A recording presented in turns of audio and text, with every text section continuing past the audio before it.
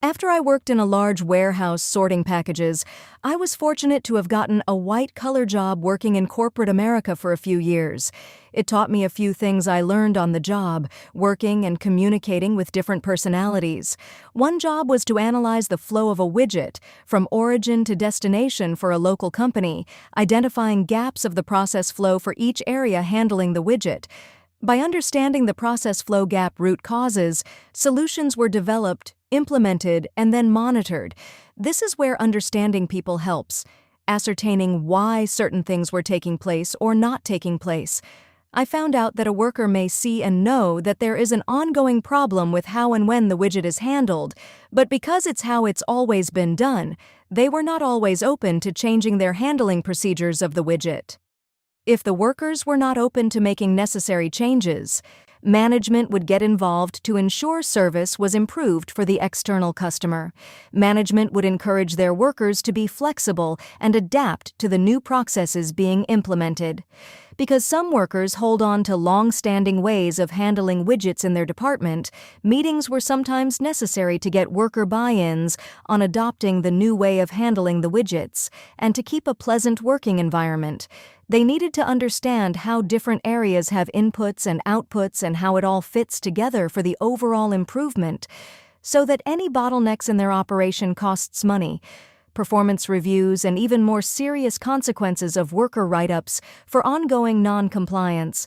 Whether any of us have a background as a blue-collar worker, white-collar worker, government worker, retail, fast food, or other labor fields, we may have all been asked, at one point, to adapt to necessary changes for the good of a business or company.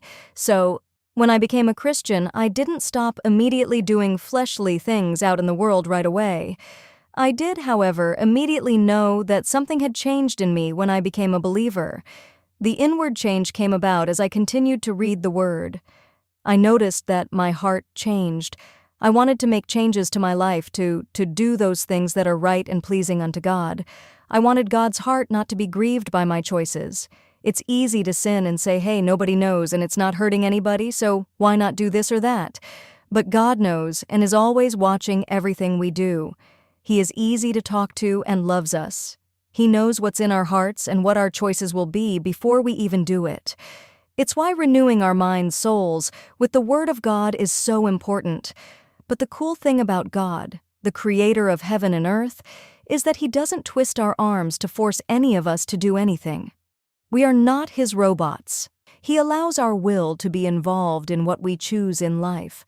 The more we find out about the love of Christ and the sacrifice made for all of the whosoevers, the more we want to do good works, for example, just smiling and saying, "Good morning," or "Take care." To others is not because we have to, but because it's in our hearts to be kind. Now, I am so glad to be home, in retirement, with my hobbies and projects, and very thankful God allowed me to have different experiences and perspectives in this thing called life. Peace.